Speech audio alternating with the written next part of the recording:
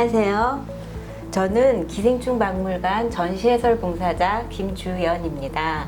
전시해설을 하다 보면 관람객들께서 다양한 질문들을 많이 하십니다. 그 기생충에 관련된 질문을 오늘 기생충병연구소 정봉광 박사님께 자세한 답변을 들어보도록 하겠습니다. 박사님 안녕하세요. 네, 안녕하세요. 박사님, 저희 박물관은 네. 건강관리협회 옆에도 있고 네. 기생충 박물관이잖아요. 네. 그러다 보니까 건강에 관련된 박물관이어서 그러는지 남녀노소 관람객층이 굉장히 다양해요. 네.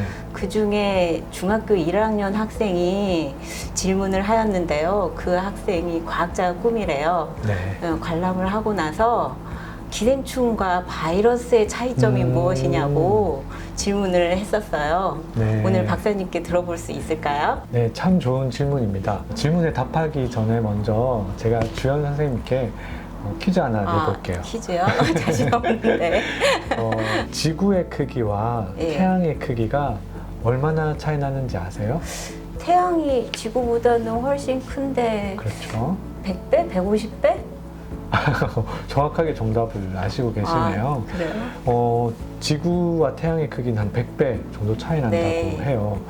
그러면 바이러스와 기생충의 차이는 100배 이상, 100배에서 100배 이상의 크기가 차이가 난다고 해요. 크기의 차이가 있는 네, 거예요? 그 정도만 해도 기생충과 바이러스는 큰 차이가 있는 생명체라는 걸 알 수가 있겠죠. 네. 그 바이러스가 그만큼 작다 보니까 사실 그 구조가 굉장히 단순해요. 작아서. 겉에 있는 단백질이랑 그 안에 있는 핵산, 네. 그 정도로만 구성이 되어 있는 아주 단순한 형태의 생명체고, 그에 반해서 기생충은 생식기관도 있고 소화기관도 있고 운동성을 가지고 있는 운동기관도 다 있어요. 그것만으로도 굉장히 큰 차이라고 볼 수 있죠.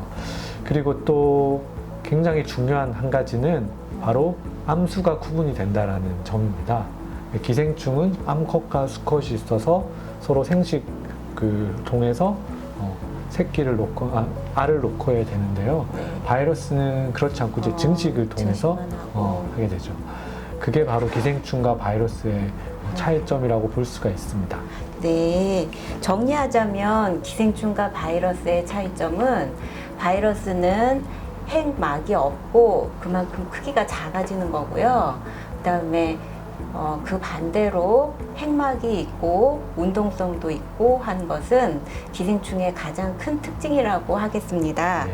또 기생충은 자손을 번식할 수 있는 생식 기능이 있고요. 네. 바이러스는 생식 기능은 없고 자기 복제와 증식만 하는 것이 바이러스와 기생충의 큰 차이점이라고 하겠습니다. 아유, 정확히 잘 이해하셨네요. 맞아요?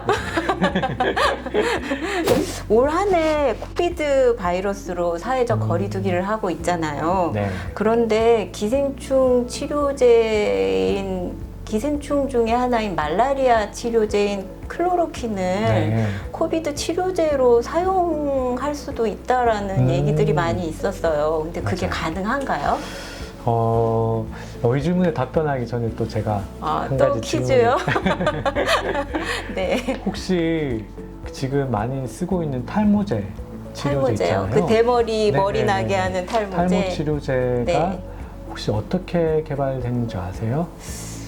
그냥 머리가 없으면 자존감이 상하니까 머리 나게 하려고 했던 거 아니었을까요? 사실은 그 약은 네. 탈모제 개발을 위해 연구를 하다 만들어진 게 아니라 네.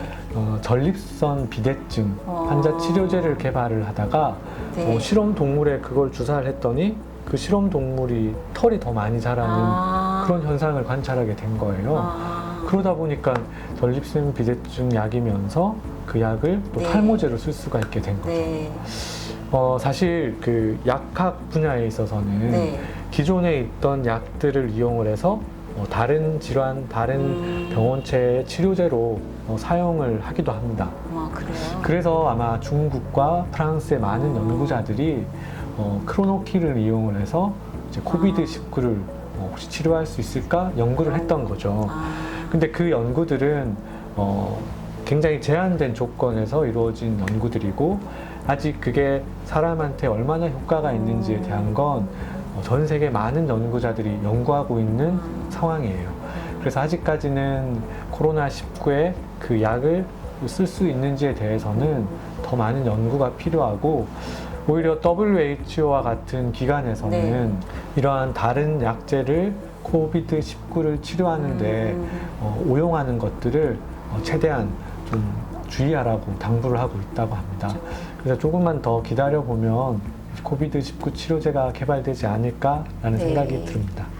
사람의 목숨을 다루는 거니까 신중하게 복용해야 맞습니다. 되겠네요. 네. 네. 이상으로 기생충에 대한 관람객 질문을 상세히 답변해 주신 정봉강 박사님께 감사드리고 또 다른 질문으로 다시 만나요. 안녕.